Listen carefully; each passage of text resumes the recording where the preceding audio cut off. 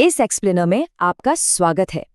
चलिए सीधे ब्याज दरों के काम करने के तरीके और इसके पीछे के विज्ञान में गोता लगाते हैं।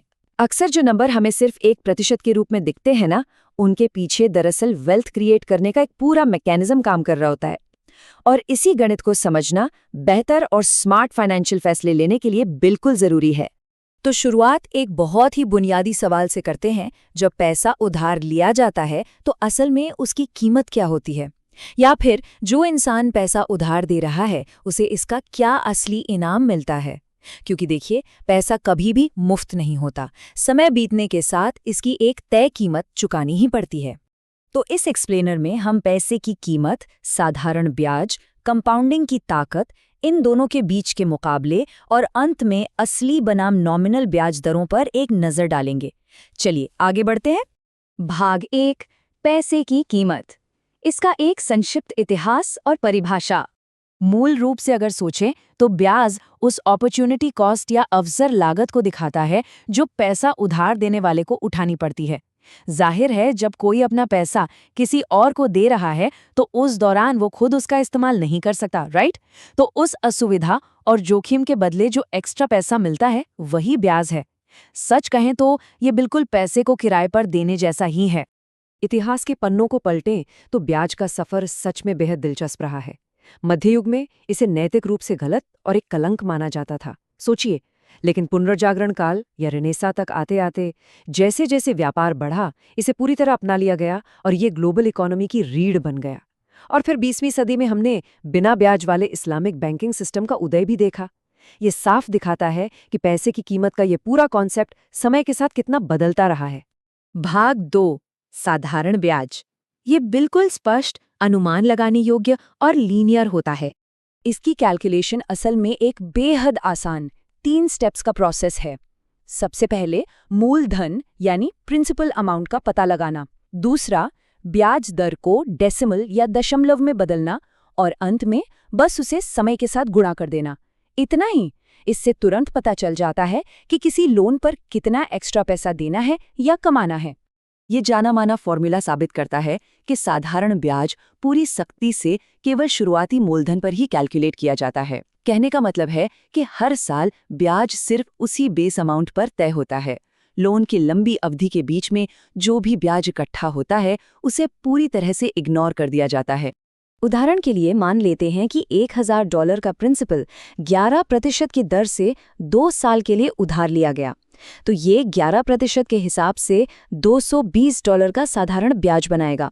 इससे चुकाई जाने वाली कुल रकम हो जाती है $1220। ये बिल्कुल सीधा है और इसका हिसाब लगाना बच्चों का खेल है। भाग 3, कंपाउंडिंग की ताकत। इसे दुनिया का 8वां अजूबा भी कहा जाता है। तो यहाँ सबसे बड़ा जादू क्या है? जादू ये है कि इस सिस्टम में पिछले ब्याज पर भी ब्याज मिलता है। ये नॉर्मल प्लस माइनस को एक एक्सपोनेंशियल ग्रोथ में बदल देता है। इसमें इन्वेस्ट किया गया पैसा न सिर्फ खुद काम करता है, बल्कि उस पैसे का कमाया हुआ पैसा भी नई वेल्थ बनाने के काम में जुट जाता है। सच में कमाल की बात है। एक्सिस बैंक के 10 साल के एक उदाहरण से ये साफ समझ आता है कि कैसे 10,000 रुपए की शुरुआती जमा राशि 5% सालाना दर पर कंपाउंड होकर तेजी से बढ़ती है। पहले साल के आखिर में ये 10,500 रुपए होती है, लेकिन 5वें साल तक ये 12,762 रुपए से भी ज्यादा हो जाती है। और 10वें साल में ये ग्रोथ और भी फास्ट हो जाती है, क्योंकि बेस अमाउंट हर कंपाउंडिंग पीरियड के साथ तेजी से रफ्तार पकड़ता है। इस फाइनल अमाउंट को जरा ध्यान से देखिए। 10,000 रुपए बिना कोई एक्स्ट्रा इन्वेस्टमेंट किए, सिर्फ समय और कंपाउंडिंग के जादू से 16,288 रुपए और 94 पैसे में बदल जाते हैं। ये दिखाता है कि शुरुआती ब्याज कैसे बिना थके अपने आप नए रिटर्न पैदा करता रहता है। पैसे से पैसा बनाने का ये सबसे बेहतरीन उदाहरण है। भाग 4, साधारण बनाम चक्रवृद्धि ब्याज। अब समय है एक आमने सामने के मुकाबले का। यहाँ दोनों के बीच का फर्क बिल्कुल साफ है। एक तरफ है साधारण ब्याज की धीमी, सपाट और लीनियर चाल, जहां ब्याज सिर्फ मूलधन पर लगता है, और दूसरी तरफ है कंपाउंडिंग का एकदम डायनामिक रॉकेट इंजन, जहां ब्याज पर भी ब्याज लगने की वजह से ग्रोथ आसमान छूने लगती है। यहाँ तक कि सिर्फ 1 साल की छोटी सी समयावधि में भी कंपाउंडिंग की गाड़ी साधारण ब्याज को पीछे छोड़ ही देती है। 7% की दर से साधारण ब्याज $10,700 बनाता है, जबकि मंथली कंपाउंड होने पर यह $10,722.90 हो जाता है।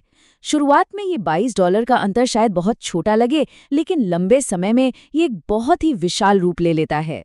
भाग 5 रियल बनाम नॉमिनल ब्याज। आइए इन छिपे हुए वेरिएबल्स को समझते हैं। देखिए, अब तक हमने जो भी कैलकुलेशंस की वो कागज पर थीं, लेकिन असल जिंदगी में फाइनेंशियल इंस्टीट्यूशंस रिस्क के हिसाब से कई अलग-अलग स्ट्रक्चर्स का इस्तेमाल करते हैं। इनमें पूरी तरह से फिक्स्ड लोन से लेकर सेंट्रल बैंक से जुड़े फ्लोटिंग रेट्स या क्रेडिट कार्ड्स के जटिल APR शामिल हैं। ये छिपे हुए वेरिएबल्स ही असल में तय करते हैं कि पैसे की असली ताकत क्या है।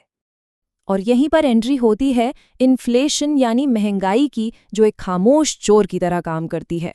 नॉमिनल दर वो होती है जिसका बैंक बड़े बड़े विज्ञापनों में प्रचार करते हैं, लेकिन रियल या कहें वास्तविक ब्याज दर वो है जो महंगाई के असर को घटाने के बाद भी परचेजिंग पावर यानी आपकी क्रय शक्ति को असल में बनाए रखती है। फिशर इफेक्ट का ये सिद्धांत बहुत ही दिलचस्प है।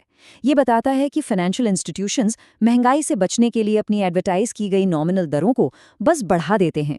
मान लीजिए कि उन्हें 6% का रियल रिटर्न चाहिए और महंगाई 3% की दर से बढ़ रही है, तो वे जानबूझकर 9% नॉमिनल रेट वसूलेंगे ताकि उनके अपने मुनाफे पर बिल्कुल भी आंच ना आए। जैसे ही ये एक्सप्लेनर अपने निष्कर्ष पर पहुंचता है, हमारे सामने एक बहुत बड़ा सवाल खड़ा होता है।